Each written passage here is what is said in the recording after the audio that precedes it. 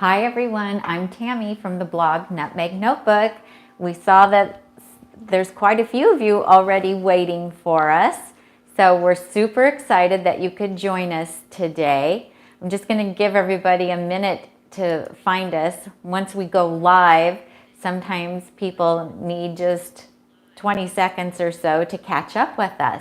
So today, what we're going to show you how to make is my new recipe for lentil loaf with a date glaze. So this is really delicious. It is more dense, and so it cuts and serves beautifully. And the tricky thing with lentil loaf is usually they're so soft that when you go to slice them, it just falls apart. That does not happen with this one. So it's nice and firm. Tom says it has like a meaty texture. So we'll see what you guys think. So I'm going to show you how to make it. And since we're doing this live today, I went ahead and made one so that I could go ahead and show it to you finished, so we wouldn't have to stand around and chit chat, although I like to do that as well. But we're also doing another live right after this where I'm going to show you a new recipe for chocolate cherry brownies. So when we get done with this one, we'll clean up and set up, and at 4:30 we intend to go live again and show you a brownie recipe because Easter is coming and we're all homebound right now because of the pandemic. And so it's just kind of fun to have a couple new recipes, and hopefully you'll have all the ingredients on hand for this. Did I say I'm Tami? I think I did. Yeah, and I might be too tall, Tom. I don't know. I'm not, You've got shoes on. Yeah. Oh, well, yeah, and it's set up for me right now. Yeah. Well, so Tom's going to be on the computer. He's going to be moderating off camera. And if you have a question, yeah, then if you would put 4 question marks, then your question, and then 4 more question marks in the comment section, because that helps the question stand out to Tom, so he can grab those. When Tammy's done, when you're done with the recipe, we'll scroll back through the feed and catch those. If I see something that's screaming at me that's pertinent to what you're talking about right now, I'll raise my hand, but I'll try to stay quiet from behind the camera. Also, on the recipes, because I don't know if you mentioned it. I haven't yet. I did put copy paste of Tammy's recipes from the blog post for both of for this live and for the next one in the show notes in the description of the video. However, there's a nice printable, organized with a little picture, very nice post on nutmegnotebook.com where you would want to go and get an actual printed recipe of this. Yeah, and it's an easy print. You just click on it. It doesn't waste paper. It does a nice. This is my. Well, I've gotten some requests from folks to include the recipes in the show notes because they're like working off of YouTube and maybe working off their iPads or something. So I did that, but we have a more official version on the blog. So I spent a lot of time making a really pretty blog post with beautiful pictures. So please go to the blog and see the pictures. Okay. So if YouTube recommended this video to you, just so you know, we are whole food plant-based, SOS free, which stands for salt, oil, and sugar. So we follow a whole food plant-based lifestyle without the added oil, sugar, and salt. We are not sodium free. Like I'm going to show you the brownie recipe, and it uses baking powder and baking soda, and those are not salt free. But we're not dumping salt. But we're not dumping salt. We don't add salt to most of the food that we cook. So Well, I'll let you get started. I'll be over here monitoring. And I'll holler if I need help. Okay. So, okay. Sounds good. Okay, so I don't have in front of me. I was inspired to make this recipe from a lentil loaf that I made years ago. It might have been from Feasting on Bird Food or something like that. I'll have to look at. I can't remember the blog that I got the original recipe idea from, but it called for walnuts and tamari and a lot of ingredients that I no longer use. And so I took the basic principle of that one and then modified it to fit my dietary needs. And so this is what I've come up with, and we really like it. In fact, I like it better than the version that had walnuts in it, if you can believe that. So, and I just substitute oats for the walnuts. So I'm calling this a lentil loaf with a date glaze, and I've already prepped some of it just to make it go faster for us today. But what I start with is 1 cup of finely chopped onion, and then 1 celery stalk that I've finely chopped, 1 carrot that I've just also finely chopped, and then 3 to 4 garlic cloves, more or less depending on what you like. And then just the regular green, brown lentils, you know, just these are just the plain ones. They're not the fancy French ones or anything. Just the plain ones. These are organic ones that I bought at Whole Foods before the pandemic, which they have like no lentils right now. And then just 1 bay leaf. And so I started it in my pressure cooker. This is my Milthy pressure cooker, and I just put it on saute. So I touched the saute, and on this one it's actually up here, and let the pressure cooker saute start to heat up a bit. And then I added a couple tablespoons of water to the pressure cooker, and then I added in the celery, carrots, onion, and I went ahead and added the garlic too. And then I just stirred it a few times. I let it cook for about 3 to 4 minutes. I'm just trying to take that raw taste off of it, because it is going to cook in the pressure cooker, but it just kind of tastes a little bit better if you just saute it a little bit and get that rawness off. And then when you measure out your lentils, then you want to pick through them and make sure that there aren't any little pebbles or little bits of dirt or anything weird in them. And I've actually never found anything in my lentils. I have found things in my beans, dried beans, but I've never found anything in my lentils, but some people say they do. So, and then you just want to rinse them, just to rinse off any dust or dirt or debris that happens to be in them. And then I would add the water, and if you're looking at the recipe, you can see it's 3/4 of a cup of water that you're going to put in the pressure cooker, along with the bay leaf, and of course you've got all of your little root vegetables in there, as well as the celery. And then you put the lid on, and this is the Milthy 2.0, and I don't have to do the sealing of the valve, the steam valve, because it does it for me. But if you have the other brand, the Instant Pot, or the older Milthys, then you'll want to make sure that the steam valve is set to sealing. And then I just set it for 12 minutes, high pressure, natural release.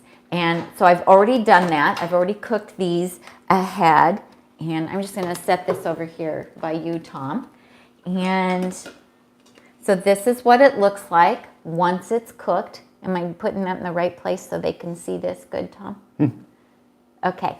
And then you want to make sure that you remove that bay leaf, because we don't want anybody eating the bay leaf. And then if there's a little bit of moisture that is still in the bottom of the pot, if it didn't soak up all of that water, then I'll just put it in a little strainer and strain off the extra liquid, because I don't want that extra liquid to go in my food processor, because I don't want this to end up being mushy. So I'm gonna need that food processor that's behind you there, Tom. I'm just gonna move this out of the way, and I'm gonna move my pressure cooker so it's out of our way.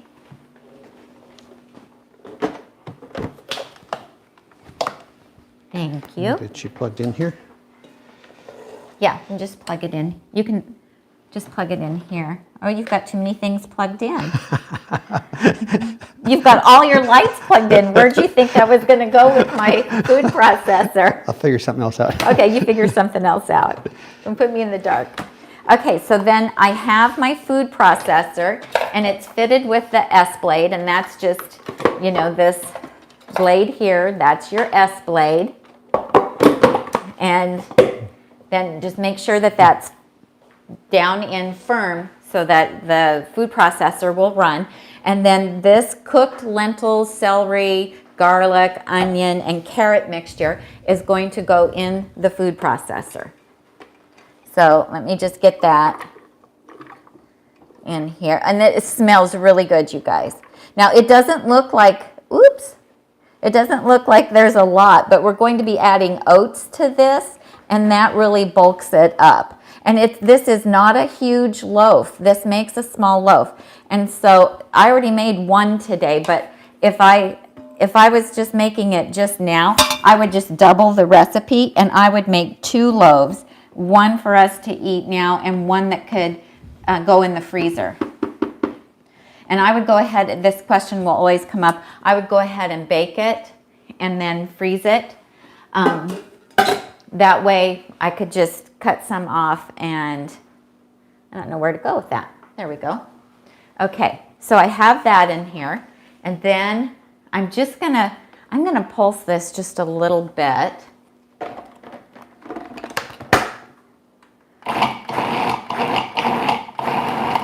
Yeah, it's gonna blend up really nice. Okay, then here's the other ingredients that we have. So this is just 1.5 cups of oats that it's going to go in, 2 tablespoons of tomato paste. And you know, when you open up that little 6-ounce can of tomato paste and you only use a little bit of it, what I do with the leftovers is I measure it out in tablespoons, and then I put it in a freezer safe container and freeze it. And that way the next time I need a little bit, I know that each little glob in that container is a tablespoon, and so I can pull out just what I need. And that way I'm not wasting it. And I know you can get tomato paste in a tube. I've just really never cared for the flavor of it. And oftentimes it has oil or salt added to it. So there he goes, he's changing things up there.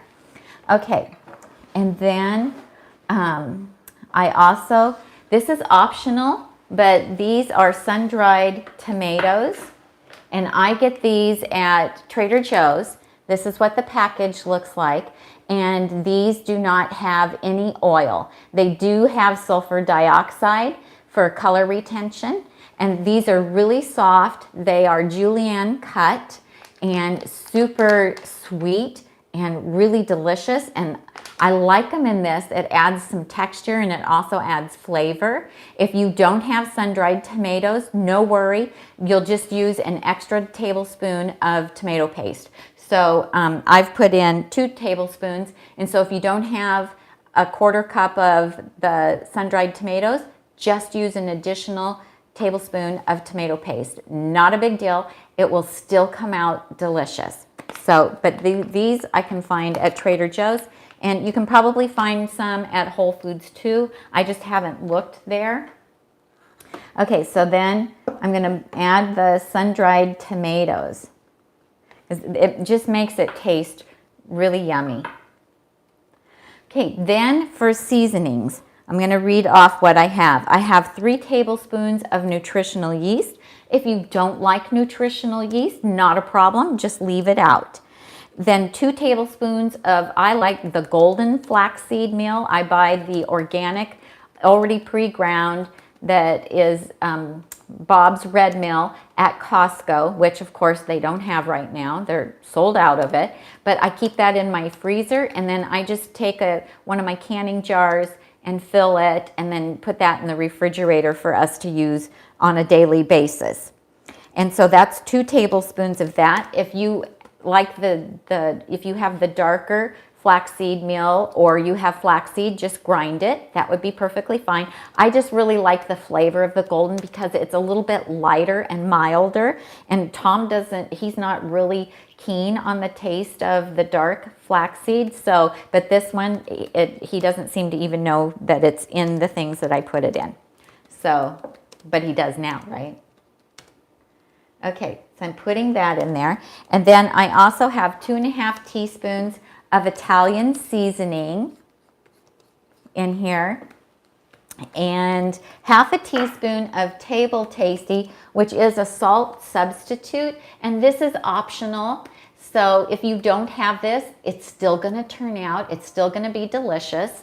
So you can purchase this Benson's Table Tasty directly from the company, from Benson's Table Tasty. They have a website, or you can buy it on Amazon, and we do have it on our Amazon shop. So a lot of the things that I'm showing you are on our Amazon shop, and that's www.amazon.com/shop/Nutmeg Notebook. So that's the Table Tasty.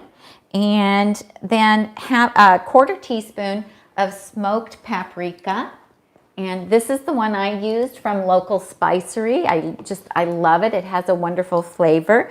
And if Local Spicery is a company here in Marysville, California, which is north of us, and you can order from them online.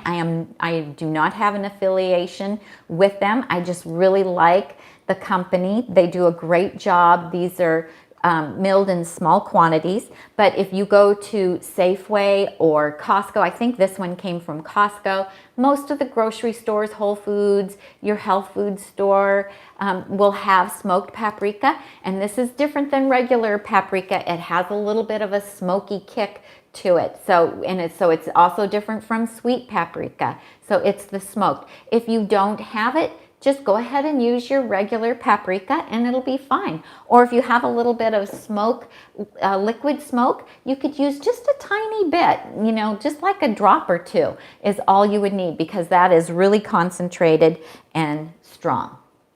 Okay, so that's everything. And now I'm just going to blend this up. I'm actually going to blend this a little bit first, just to get those seasonings well incorporated. I'm going to use the pulse on this.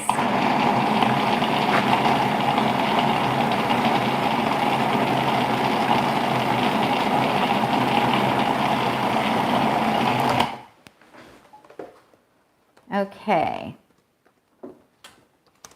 And now I'm going to add my oats. I couldn't get that to shut off. The pulse was like stuck, Tom. So it went a little bit longer than I wanted it to. We'll see what happens this time around. That was weird. I let off the pulse and it kept going. Yep. Pop the lid to stop it if you need to. It's not, wouldn't shut off. Even I was hitting the off. See, now this stuff only happens when you do a live show, you guys. It's so crazy that happened. So this machine has never malfunctioned before? It has never malfunctioned before. Never. The plug is all the way in. So. It's probably something I'm doing. You've got a dough button. Did you try the dough button? I don't need the dough button. That is so crazy. Okay, so now that's all there is to this. We're going to make a glaze, but I want to talk to you about the pan first. So let me grab the pans.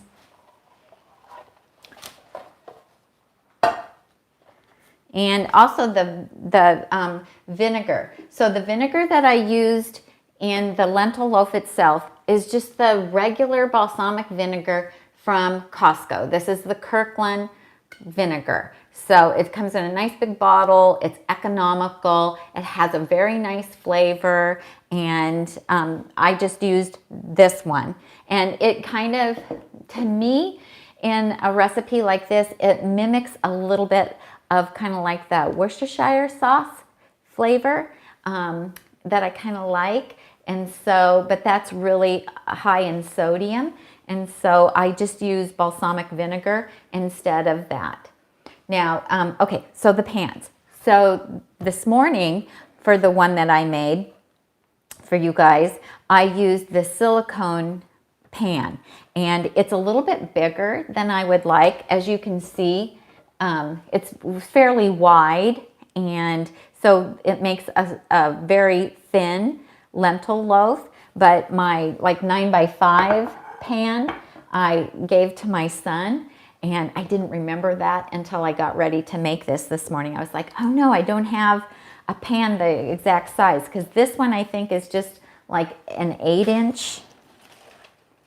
Let me see, 8.5. This is an 8.5 by 4.5, and this is just a little bit smaller. So what I've done, even though this one does have kind of a non-stick coating, to make it easier to get out, I've just taken 2 strips of my parchment paper and made them just a little bit longer than the pan. So one would go in like that, and then the other one, actually I'm going to run it this way, the other one will go crosswise.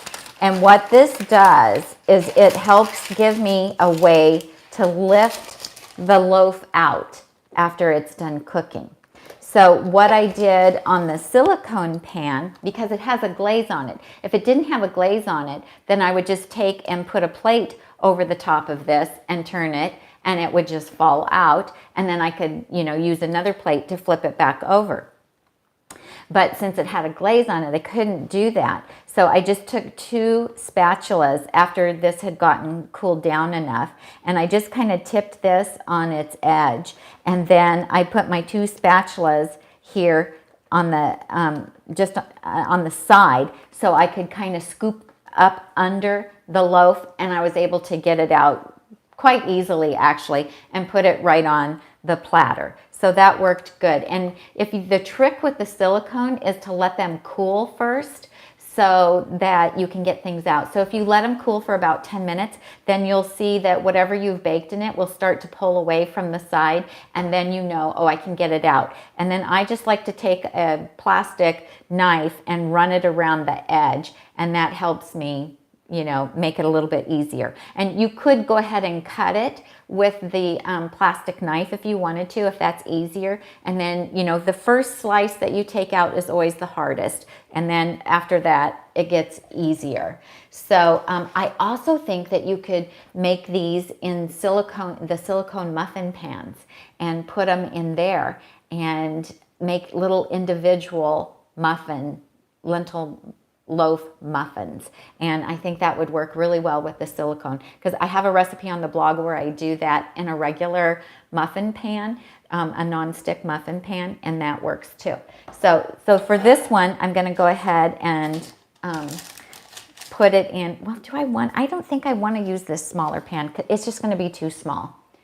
Then it's going to make it too thick. So I'm going to go ahead and put it in the silicone one and bake it in this one. And then this one I'll probably cut up into quarters and then freeze it. And I was also wondering if you could bake this in our super cubes, because those can go in the oven too. And so you want to grab one, and I'll just show them what I'm talking about. Okay. You're talking about these little loaf-size perfect little loaf-sized cubes here? Now this would be more than I could eat in one sitting. I would eat all of it. But you would eat all of that. But you see, these are for freezing like soup or whatever, anything, rice or just lentils, basic lentils, cooked lentils, or quinoa or anything, and they're individual 1 cup servings. This one is. And this can go in the oven. So this could make like little mini loaves, I think. And these are called super cubes. So we've started using these to freeze soup. And that way we have like 1 cup servings, or this one is 2 cups. And so this would make a nice little loaf too. That actually might be nice to do that size. That could be nice too. Okay. All right, so here we go. You're showing them, you're not showing me over here. I know. But I'm looking at you. You're my audience too. You're also my audience. Okay, this smells so good.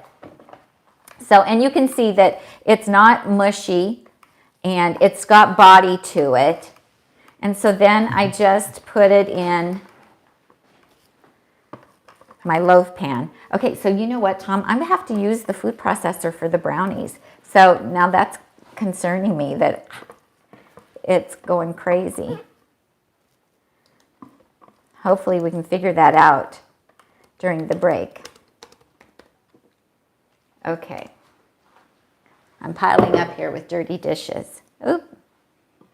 Okay. So then you just want to make sure that you get this spread out pretty even, because you know you don't want one end of the lentil loaf to be thicker than the other, and you want it to be able to cook evenly. And so it just takes a little bit of work to spread it out.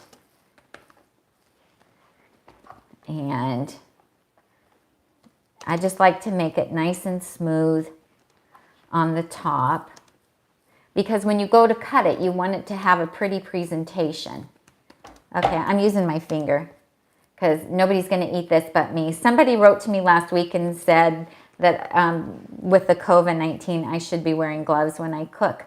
I was like, well, it's just Tom and I that are eating the food, and if I have the COVID-19, sorry, it's too late. He's already been infected. So I don't know, you guys wear gloves when you cook at home? I only do if we're doing like a cooking class, or then I'll wear gloves, but otherwise I don't. Okay, so now I've got that spread in here. Looks pretty good. I know we don't have one of those overhead cameras. Hopefully one day we'll be able to afford to buy one of those. And that way you'll get a nice view of what I'm doing. So here's what I use for the glaze. It has 2 tablespoons of tomato paste, and then 1 tablespoon of balsamic vinegar. And for the glaze, I just wanted it to be a little bit sweeter. So this is Napa Valley Naturals Grand Reserve. Again, that's Napa Valley Naturals Grand Reserve. Now this one I can find at our Whole Foods and Sprouts, so I can get it locally. You can buy it off Amazon. It's more expensive to get it from Amazon, but there are some other online grocery, I guess I want to say like health food grocery suppliers that also carry it. But maybe you have a local vinegar store that has a sweet vinegar that you could use. And you certainly could use one of the sweet ones, like from California Balsamic. If you have one of theirs that's a favorite of yours that's on the sweeter side, then you could just use a tablespoon of that. And then I've also used 1 tablespoon of date paste. And you can make your own date paste, or you could use date syrup if you want. And I can't remember the exact portions that I use for my date paste at the moment.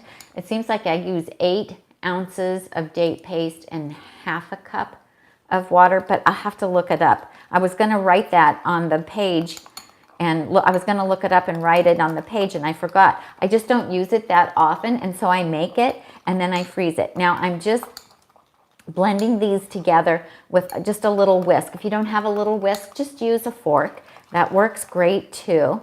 And it's a little thick, so I'm actually going to add just a little more of this, and I think it's just because it sat for a while, and because I measured it out a little while ago and it just got a little thick on me. So I'm just adding a little more of the vinegar just to make it a little bit easier for me to spread. Okay, I added the Super Cubes link into the description, so when people refresh their browsers, it'll show up there. Then they'll be able to see it. Okay, I'm just going to step away and grab a different spatula because that one there isn't so good for spreading, but you guys can still hear me. So I'm just getting a different spatula. I love these little silicone spatulas. They are so great. So I'm just going to put that on top. And then again, I'm just going to spread it out with the spatula. Now you'll want to preheat your oven to 375. Wow, I've gotten stuff spilled all over this. Do you guys do that too? Your favorite recipes get food smeared all over them. And so you see, I'm just spreading it out. And I think I did 20 minutes. Yeah, so you cover the top of it with foil, just to keep it nice and moist, and that keeps that glaze from, it keeps the glaze from drying out as well. And so and the foil is not touching the food, because I know I don't want my food touching foil either, but I do still use some foil now and then. And then after 20 minutes, you uncover it and then put it back in for 10 minutes. Now this is gonna be, I'm gonna tell you approximate, because it depends on how hot your oven is versus mine. And I did this in the Breville, just on oven, and it worked great. So temperature and how long to cook things really varies a little bit depending on your appliances. Like some people have an oven that runs hot, some people have one that runs a little bit low, and so that's all you do. And then remember, if you're using a silicone loaf pan, when it comes out, let it set for 10 minutes, cool a little bit, and then ease it out and put it on a platter. And then this is how I like to cut it, is just in these strips. And 1 or 2 of these is plenty for me. And Tom can usually eat more than that, but then I'll show you how I like to serve it. So I'm gonna grab a plate that I've already made up for you guys to see. So this is what I would do. I would do some corn on the cob. I've got 3 different ways to make it, corn on the cob. We like it in the pressure cooker, super easy, you know, no brainer, put it in, don't have to think about it. And it only takes a couple minutes. You can do it in an air fryer if you have an air fryer, and that gives it, you know, a nice, more crispy look to it, more charred. I totally have to zoom in on this. Okay, zoom Hang in on, on everybody. Tom's going to zoom in. Or if you are firing up your barbecue grill, our son-in-law, Esau, is from Honduras, and he taught us how they make it in Honduras. And they grill it, and you can do it over, you know, a charcoal grill, or you can do it over a gas grill, and then they just squirt fresh lime juice on it. That is the best corn on the cob you have ever eaten. It's absolutely scrumptious. Or if you boil it, that's fine. If you microwave it, that's fine. However you want to do it. And then these are my garlic mashed potatoes that are also made in the pressure cooker. Tom is going to link to that. And if you go to my blog post for the lentil loaf, I have inserted the video. We made a video on how to make, no, I linked to the garlic mashed potatoes. And I put the video for the corn on that same post. But I linked to the garlic mashed potatoes, and I bought fresh chives to put on it, but you can do dried chives. If you don't have chives, if you have any green onions, you can use the tops of the green onions. And if you don't have that, don't worry about it. Just with the garlic, they're still super delicious. And they have just a little bit of cayenne pepper in there, and that just gives them a little extra kick. And then your favorite green vegetable, which I just did Brussels sprouts today just to show you. And this is a full-on delicious meal that you can serve to anyone. I have served people who are eat the standard American diet. I have fed them this loaf, lentil loaf with the glaze, and they thought it was delicious. So I always figure if I can get somebody who's not plant-based to like something, I know I've got a winner. So I hope you guys will try the lentil loaf. It's super easy to make, very delicious.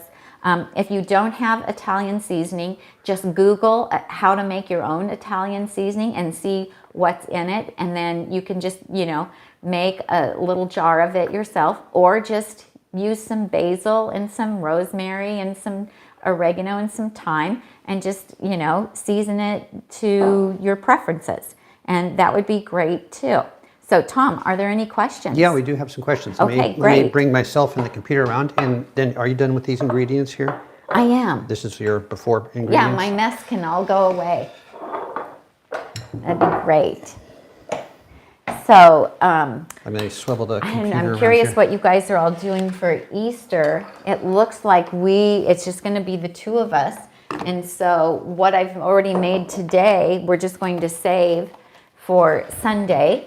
And we'll have the lentil loaf, and we're going to have corn. So you got your holiday meal done. I'm done.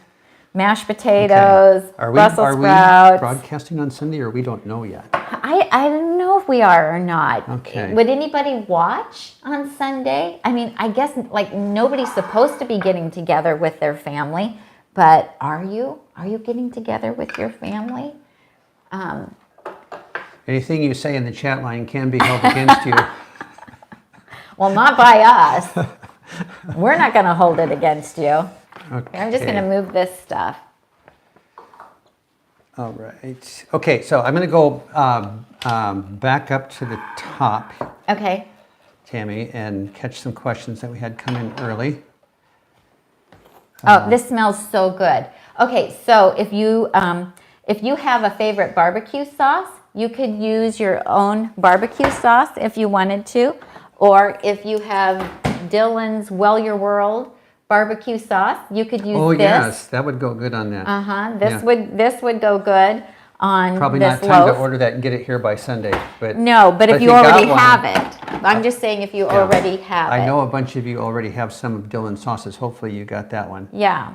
So if you don't have the green and brown lentils, I think that you probably could use the black lentils, but not the red, because the red lentils get too soft and it would be mushy. And so, but this really ends up having like a meaty texture to it. It's really good. It's one of the best lentil loaves. So at the very beginning, Rhonda wanted to point out that because she saw your beautiful picture outside with this plate with the flowers. Yes. And she no picnics with corn and flowers here. It's in the 20s and it's windy. Oh, So sorry about that. It's actually like close to 70 here today, but we haven't even been outside. Yeah. Because we were so busy all day, trying to get ready. Okay, so I am now cruising, looking for those question marks. Hi, Linda.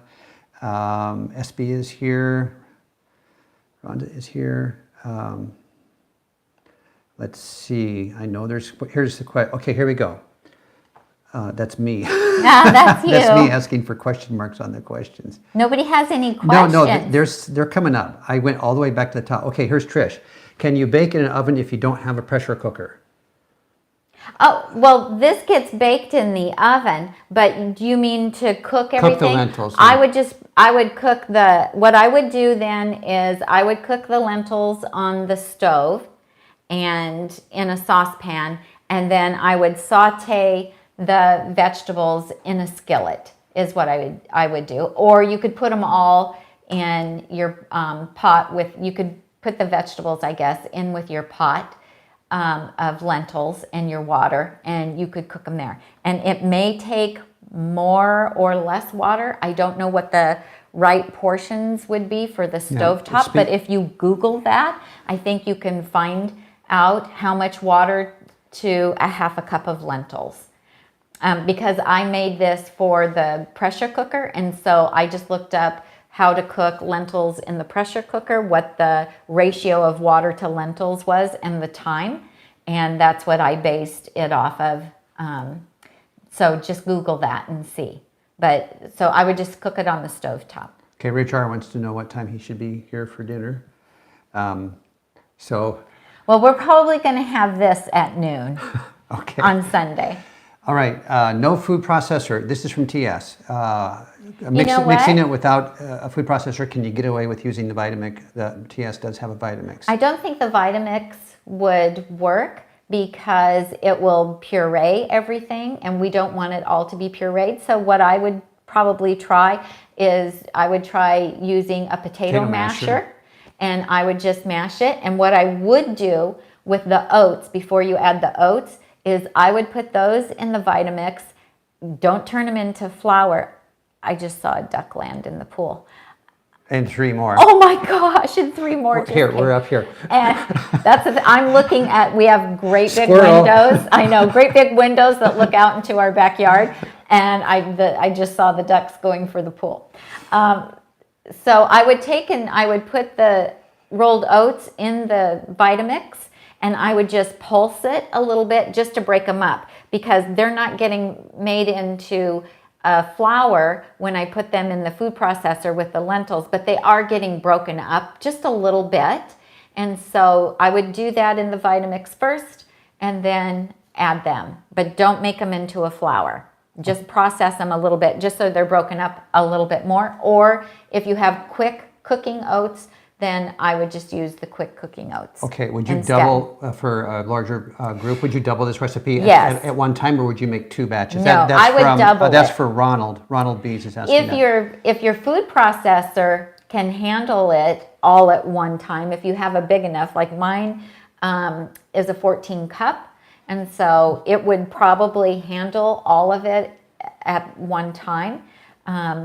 And I would certainly, in the pressure cooker, I would go ahead and cook the lentils and the other ingredients. I would double that and cook it for the same amount of time, but I would just go ahead and double that in the pressure cooker and cook it all at once. And then depending on the size of your food processor, I might take and cut that in half and then process half at a time. And then make it into 2 loaves. But definitely, when I make this for family gatherings, I make 2 loaves because I want some leftovers, and because everybody will come back for seconds, and I want leftovers. Okay, I don't know if I got brackets on or not, but there was early on in the front end of the recipe, you put some liquid into the oats, but you didn't. You were talking about something else. So you didn't call it out. Was there a liquid something you put in there into the oats at the very beginning? No. No? Okay. There was water that goes in the pressure cooker. The recipe is right below the video. Yeah. And the recipe is also on the blog. Okay, that was a comment I spoke about earlier. So. Okay, I'm not here sure. It is, I'm Sandra, not sure. Here it is, Sandra. Tammy put something liquid in earlier, but she didn't tell us what it is. I think she was. Was I busy talking? Well, I put balsamic vinegar in. There you go. So that may have been what you saw. Liquid. Okay. I did 2 tablespoons of balsamic vinegar, actually went into the loaf mixture. And then I also, and that was just this kind, just the Kirkland regular. Okay. And then for the glaze though, I like the sweeter vinegar. And so that's why I went with the Napa Valley Naturals Grand Reserve, because this is a thick and syrupy and sweeter vinegar. It only has 4% acidity as opposed to this one, which is 6%. Okay, you may have covered this. Card Shark was asking about, would you please let us know how to cut parchment paper for that pan? But did you then So come back and do that later? Hopefully I did. So I just cut this just barely And then wider. this is just a lift. Yeah, this one is just for a lift. You could do 2 of them This side way. by side if you wanted to, or wider. Well, yeah, you could, but I do it both directions just to give me more. And this is especially good if you don't have a non-stick pan, because it will help keep it from sticking. And I saw somebody ask, oh, you're going to do the brownies in a different video. Yes. At 4:30, we'll go live again and we'll do the brownies, because, you know, it's too messy to try to do the 2 recipes with all the ingredients that they require.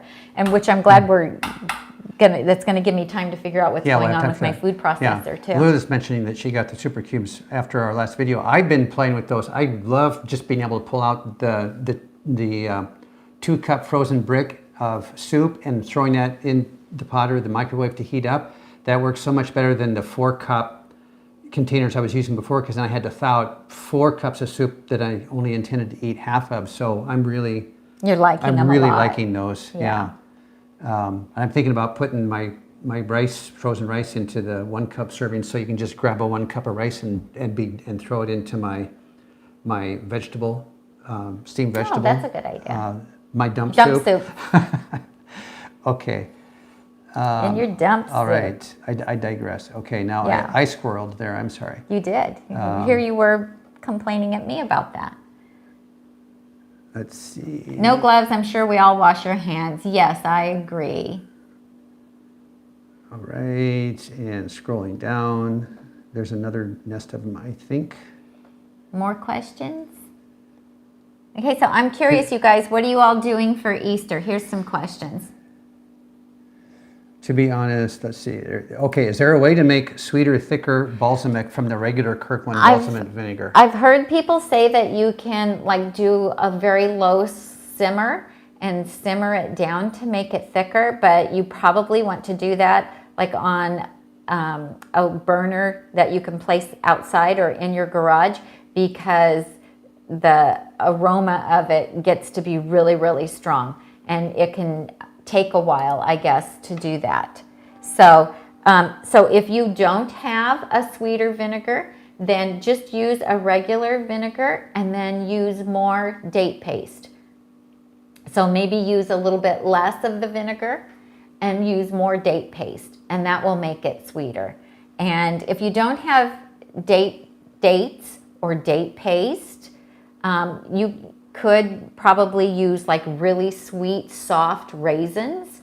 And if your dates or your date paste, I thought I had dates out here. If your date paste, if your dates or your raisins aren't really soft, then just boil some water and put the dates or the raisins in a small dish, like a glass dish, and pour some boiling water over them and let them soak for 15 or 20 minutes, and that will just rehydrate them and make them soft so that they'll blend easier. We don't have a date paste recipe on the blog. That could be a little hack I have it on something. Uh-oh. On one of the recipes that I did not very long ago, where I talked about Yeah, we should just do a little 3-minute how to make date paste. Here, I'll look it up in AJ's book real quick. Let me tell you. Oh, Do you guys have this book? If you don't have this book, you should get this book. This is a great book. This is the more sweet things that she was making before she developed the Ultimate Weight Loss Program. But there's still a lot of recipes in here that you can make. And they're great recipes for kids because they're higher calorie density, and they're wonderful ones for entertaining. So here's AJ's Date Paste. 1 pound of pitted dates with 1 cup of liquid. You can use either water or unsweetened non-dairy milk or unsweetened juice. Soak the dates in the liquid overnight or for several hours until much of the liquid is absorbed, and in a food processor fitted with the S-blade, process the dates and liquid until completely smooth. Store the date paste in the refrigerator. So I make half of that amount. I do 8 ounces of dates with half a cup of water, and I don't soak them overnight. I use the medjool dates that are really soft. Let me grab, I have a container of them out. Okay, while you're doing, the title of that book is Unprocessed. And by Chef AJ, and this is down in the book section of our influencer page on Amazon. Not the kitchen gadgets, not the kitchen equipment, but it just says influencer, little box, and scroll down, all the books are in there. She has these 2 books. This one there's 117 recipes in this one, and as you can see, I have a bunch of them earmarked because we use the recipes in this book a lot. These are diet friendly, weight loss friendly, just more healthy recipes, lower calorie density. And then this book that she made before she developed the program is the richer, higher density calorie recipes, more for entertaining. They're not things that I make on a regular basis. Okay. So, I'm still doing date paste. Talk. Okay, well, we got to finish it quickly because we're running out of time. Okay, so these are medjool dates. These are the ones that I buy at Costco. And these are big and soft. We need to do a date paste video. Okay, we should do a date paste video. Anyway, I like to add a little bit of vanilla powder to my date paste. It just, like a half a teaspoon, and it just gives it a really nice flavor. So this is what the medjool dates look like. They're very plump and they're very moist. And I just bought this one, and like this one is just like super, super moist. It's just almost squishy. And there's another date paste recipe in Dr. Greger's How Not to Die. Linda Fletcher just told us. Yeah, and I just use hot water, right? Hot water, yeah. And I just soak them. And then I just use the mini food processor when I make the 8 ounces. And then I keep these in the freezer because we don't eat them. Now, you don't soak these necessarily, or you do? If they're really soft like this, then they don't. Yeah, then and so I you don't. adjust your water temperature accordingly. If you're working with some that are like rocks, then use really hot water. If they're not okay, then use warm water. Right. If they're not squishy, you see how this one is just squishy. Like, it's just gonna fall apart. It's so moist and so soft. But if the dates are drier, then definitely soak them, because they won't blend as well if they're not soft and squishy. Okay. Sheila is asking on the super cubes that they're oven safe. Yes, they are. Up to 450 degrees. Yeah, I had missed that on my first read through, and so I thought they weren't, but we had actually the super cubes inventors were on the chat with us, and so they correctly informed me that yes, they are up to 425. You cannot put them in the microwave. They are refrigerator, freezer, and oven safe. But there is a stainless steel reinforcement ring around the top, which is why they have so much structure, and so they cannot go in the microwave. But you can bake in them, and so that would be Tiffany fun. Wilkerson's hoping there's an apron giveaway one day. We'll have to talk about that. That's a good idea, actually. Okay, we need to write that down. That's a good idea. That would be a fun thing to do. Okay, so I just want to tell you briefly, we heard from Corey from Holland Bowl Mill, and you know they have a sale promotion for spring going on where you get 10% discount. But they're not shipping now. But they're and they're you only still accepting get orders. You still get the free Mezzaluna knife if your order is a minimum $125 before the 10% discount. But the state of Michigan has been shut down, and so they're considered a non-essential company, so they are not allowed to work.